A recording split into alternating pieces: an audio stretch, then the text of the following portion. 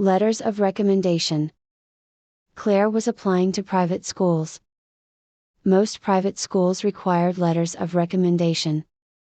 Claire did not know who to ask. She felt like her teachers did not know her that well.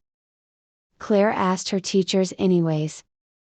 Some of them said yes, and some of them said no.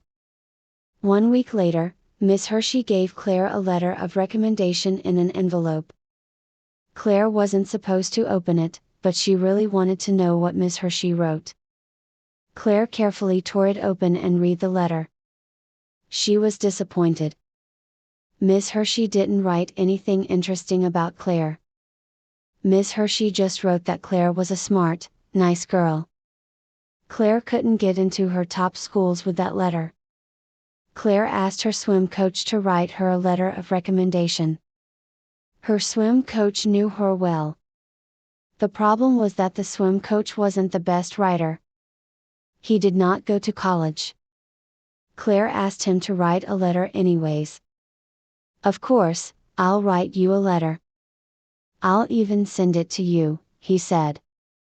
1 week later, Claire got an email from her swim coach.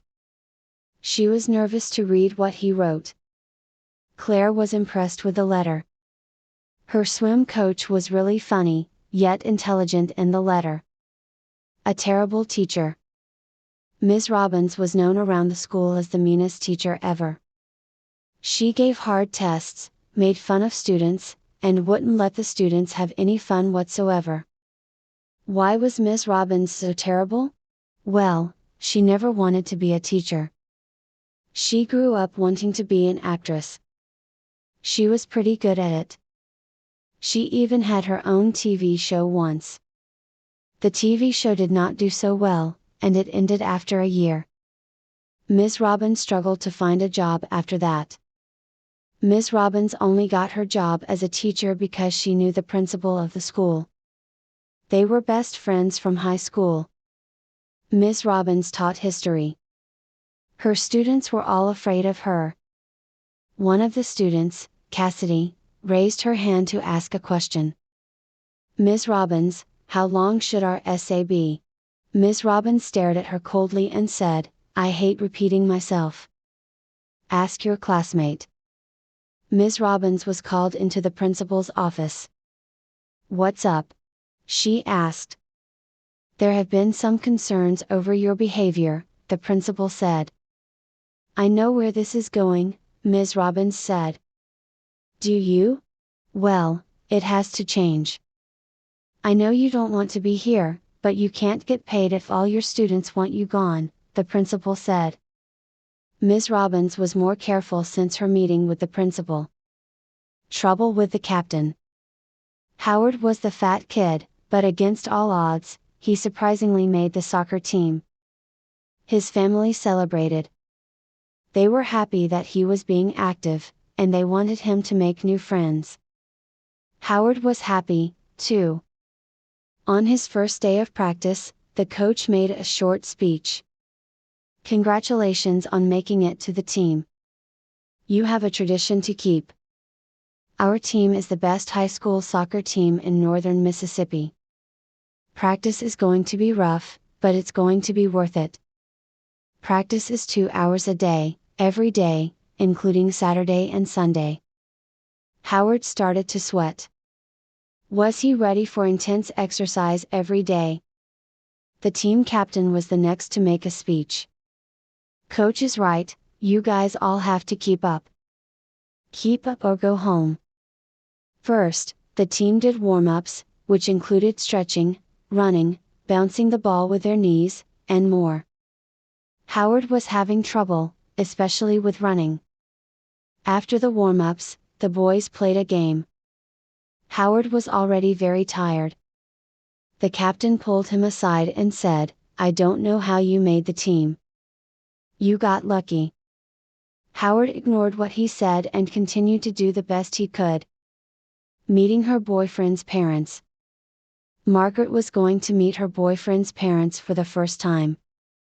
She was worried that they wouldn't like her because she was poor. They probably thought she was with him for his money.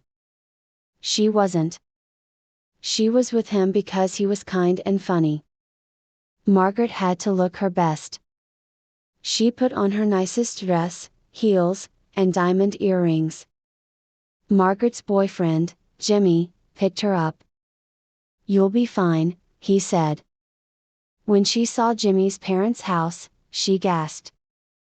It was huge. There were 2 security guards at the 2 ends of the gate. They typed in the code and the gate opened. When they got to the front door, the servant opened the door for them. Margaret and Jimmy went into the living room to find Jimmy's parents drinking expensive wine. It was the kind of wine that was $100 a bottle. "Mom, Dad, this is Margaret," Jimmy said. Jimmy's mom looked at Margaret from top to bottom and frowned. Jimmy's dad did the same. Margaret was not off to a good start. The 4 of them sat at the dining table. Nobody said anything for 10 minutes. Margaret broke the silence and said, "This is delicious." "Of course it is, it's probably the most expensive thing you ever ate," Jimmy's mom said. "Mom, that was really mean," Jimmy said. "I'm just saying the truth, son." Margaret and Jimmy left after dinner. Margaret swore she would never see his parents again. Shopping addiction. Janet has a shopping addiction. She loves buying clothes, school supplies, and electronics. If she is not shopping in stores, she is shopping online. She considers shopping as her hobby. Janet often shops when she is sad, because she feels like shopping gives her power. Because she shops so much, her house was getting cluttered. Her mom and dad restricted her access to money by closing her debit and credit card accounts. They also stopped giving her an allowance. This did not stop Janet from shopping. In fact, things got even worse. Janet started shoplifting. She was really good at it, too. For clothes, she would just go into the fitting room and put them in her bag.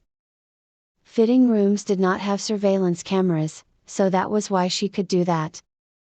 School supplies were even easier to steal. Janet just looked around her and put the pins in her pocket. Electronics were difficult to steal, so she never tried.